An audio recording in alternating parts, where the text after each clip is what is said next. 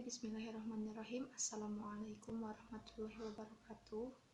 Hari ini saya ingin berbagi tentang cara menulis huruf hijaiyah menggunakan metode mapan. Apa itu metode mapan? Metode mapan, yaitu metode menulis huruf Arab melalui pendekatan anatomis. Selain itu, metode ini berlandaskan pada kaligrafi jenis Naskhi. Oke, jadi metode mapan ini berbeda dari metode nulis huruf hijaiyah ya. Kalau misalnya kita nulis huruf hijaiyah awalnya dari alif, lanjut ke ba, ta, sa, sampai iya. Nah, metode mapan ini itu lebih sistematis. Dari kita nulis huruf alif dulu, nanti dari huruf alif kita bisa bikin huruf kaf. Jadi antara satu huruf sama huruf yang lainnya itu punya jadi berkesinambungan lah antara satu huruf sama huruf yang lainnya. Nah, jadi di sini sekali lagi saya ingin berbagi bagaimana caranya menulis huruf hijaiyah menggunakan metode mapan. Oke, bismillahirrahmanirrahim. Sekarang kita lanjut kepada cara menulis huruf hijaiyah menggunakan metode mapan. Sama seperti menulis huruf hijaiyah dengan metode hijai, metode mapan ini diawali dengan membuat huruf alif. Bagaimana cara membuat huruf alif? Boleh lihat di sini. Caranya, namanya alif itu tidak dari atas ke bawah lurus, tapi menulis alif itu agak sedikit miring ke kanan. Nah, itu alif. Lalu, kalau dalam metode hijai, setelah alif itu kita tulis ba, dalam metode mapan ini kita menulis huruf kaf. Bagaimana cara menulisnya? Kaf, kita tulis dulu alif, tadi kan sudah dipelajari bagaimana cara. Kita bikin dulu alif,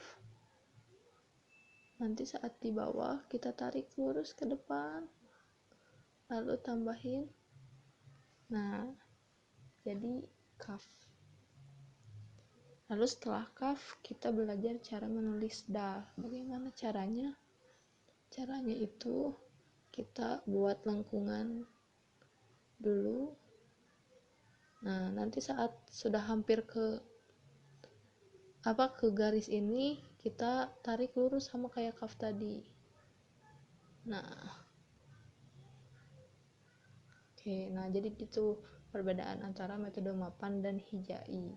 Kalau metode mapan ini jadi antara satu huruf dengan huruf yang lainnya ada berkesinambungan. Awalnya dari alif bisa jadi kaf, terus nanti cara bikin garisnya sama kayak kaf. Tuh. Oke, selanjutnya kita bikin ta. Bagaimana caranya? Nah, ta ini sebenarnya kita bikin da dulu ya. Nah, tarik ke depan, langsung tarik ke atas. Nah, itu ta marbuto atau ha marbuto, ini juga bisa da, bisa za. Oke, selanjutnya kita akan menulis huruf ba. Bagaimana cara menulis huruf ba? Itu sama juga ya, kita bikin lengkungan kayak gini tapi nggak sampai ke bawah. Nah, sampai sini. Udah dari sini kita tarik langsung ke atas. Nah, itu ba. Ini bisa buat ba, ta, ataupun sa. Nah, sekarang kita pakai kombinasi. Kita akan menulis huruf fa. Fa itu adalah kombinasi dari huruf ta dan ba ini. Bagaimana caranya? Kalau ta ini tadi besar, kita bikin sekarang lebih kecil, terus ada di tengah juga ya. Ini sudah bikininnya. Nah, nanti kita tinggal tarik ke bawah, langsung kita bikin ba setitik. Nah, itu fa. Kalau kofnya gimana? Apakah sama? Enggak, ya itu beda lagi, nanti bakal diiniin. Nah, langsung sekarang kita akan bikin ro. Itu sama kayak bikin ba. Nah, kita bikin ininya dulu. Nah, kalau ba itu lurus ke depan, ro ini langsung kita ambil ke bawah. Ini sebenarnya agak terlalu kaku ya, cuman caranya ya kayak gitu. Jadi kita bikin terus ke bawah, nanti agak kesini sedikit, terus sekarang kita bikin waw. Waw itu perpaduan antara tak marbutoh dan ro. Sama kayak tadi bikin fa, kita bikin tak marbutohnya yang kecil. Nah, nanti tarik ke bawah. Nah, ini waw. Oke, sekarang lanjut kita tulis huruf nun. Bagaimana cara menulis huruf nun? Sama seperti bikin huruf ba, tapi ini lebih dikebawahkan. Nah, nanti tarik ke bawah. Jadi perbedaannya adalah dari cara menarik garis. Kalau ini tadi masih di atas garis, ini udah melewati garis. Oke, itu nun.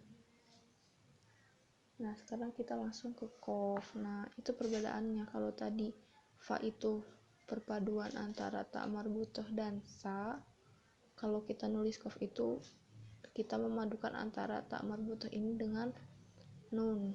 Bagaimana caranya? Sama kita bikin ta marbutoh kecil. Nah, kita parat passing ke garis, langsung tarik.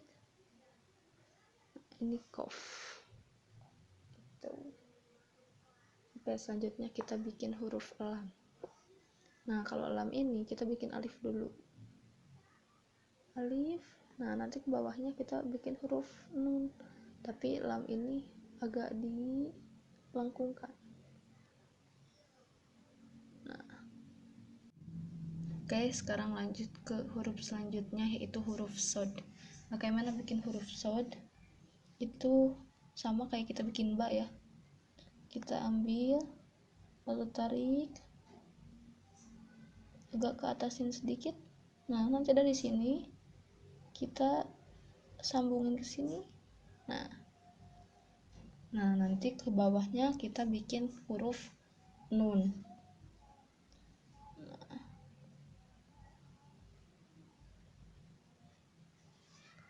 Tuh sod. Terus to. Nah, itu sama ya, kita bikin awalnya kayak gini. Kita bikin ba. Nah, nanti dari sini kita sambung. Nah, baru di sini kita bikin alif. Nah, itu huruf to. Lalu setelah huruf to kita bikin huruf shin. Sin, shin. Nah, ini do. So bisa jadi do, to bisa jadi zo, ya. Tergantung keperluannya apa. Terus setelah itu kita bikin huruf sin. Nah, sini aja ya. Bagaimana cara membuat huruf sin? Itu gampang. Kita bikin lurus agak miring sama kayak bikin huruf ba. Nanti ke atasin sedikit gitu. Nanti setelah itu kita tarik. Nah, dari sini kita bikin huruf nun.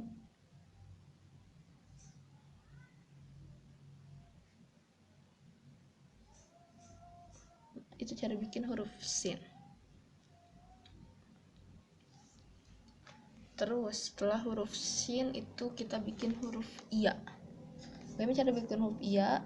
Bikin huruf iya itu bikin lengkungan bikin dal tapi dibalikin ya. Nah, jadi bikinnya itu gini. Nah, nanti setelah itu baru tarik ke depan. Jadi ini dal kebalik ya. Tarik ke depan, terus bikin nun. Nah, itu ya. Jujur sebenarnya bikin ini saya belum terlalu bisa ukurannya pas atau enggak, cuman setidaknya cara nulisnya itu seperti ini gitu. Terus bikin hamzah. Bagaimana caranya? Hampir sama kayak bikin iya tadi.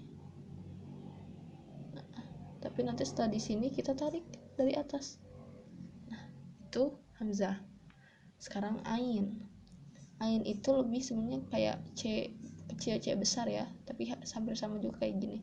Kita bikin kayak gini dulu. Nanti ambilnya agak lebih ke depan sedikit ya.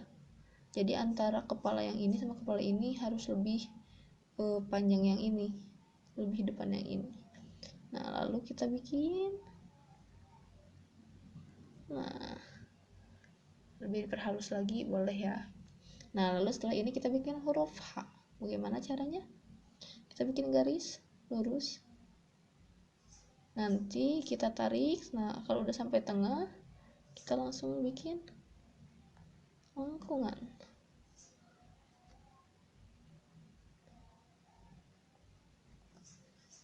Jadi hampir sama kayak bikin huruf ain, cuman kalau H itu kita bikin garis dulu baru lengkungan.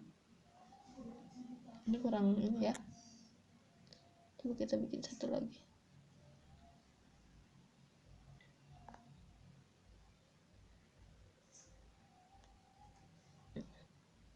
Kurang lebih seperti itulah. Kalian boleh lebih memperhalus, lebih memperbagus, silahkan. Nah, setelah huruf H kita bikin huruf mim. Bagaimana caranya? Caranya itu,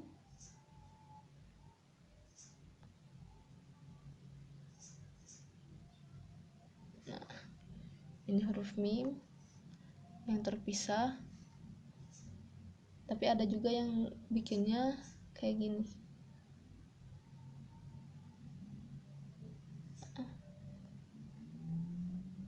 Ini nanti kalau dibalik tuh kayak lam, itu mim ya, mim terpisah.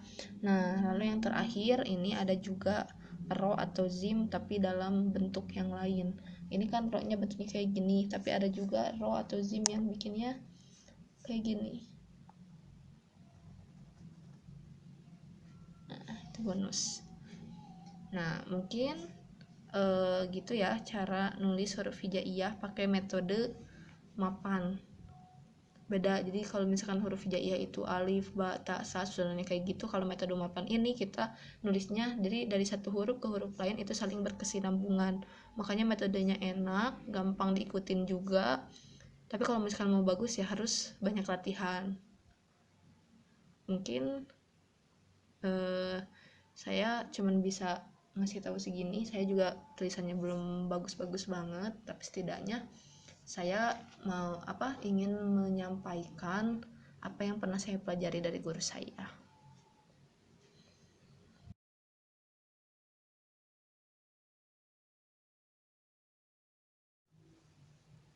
Oke, mungkin segitu aja yang bisa saya share ke kalian.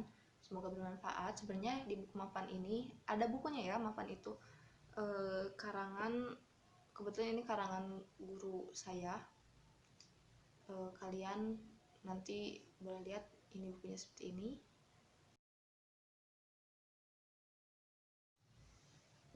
Jadi bagi kalian yang masih mau belajar lebih banyak lagi, ini kan masih huruf pisah ya, nanti ada huruf sambungnya dan bla bla blanya, itu masih banyak. Kalau kalian mau, kalian boleh beli bukunya langsung. Ya, mungkin sekian dari saya. Mohon maaf apabila terdapat banyak sekali kesalahan. Syukron. Wassalamualaikum warahmatullahi wabarakatuh.